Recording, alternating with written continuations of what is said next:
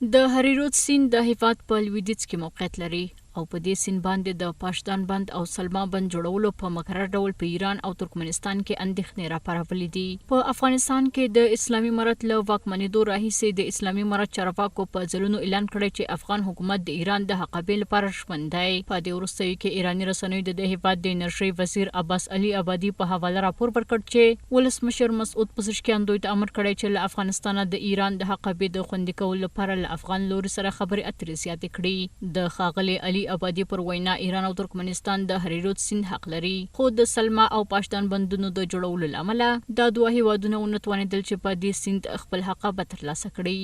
بنا به موجودیت تنش‌های سیاسی میان افغانستان و پاکستان من حیث گزینه بدیل به کشور افغانستان خوب است که با ایران رابط درست اقتصادی و سیاسی داشته باشه. بنان میشه که موضوع تفاهم مسئله حقابه هم باشه و در عین حال استفاده از شریان ترانزیتی کشور ایران هم باشه.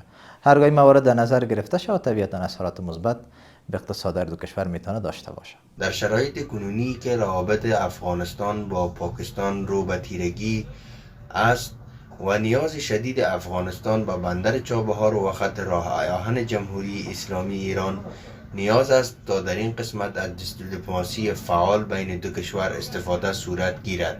د یادونې د هریرود سیند اوبه په افغانستان کې له هندوکش غرونو سرچینه اخلي او د هرات او ایران پولې څخه تر تیرېدو وروسته ترکمنستان ته ځي.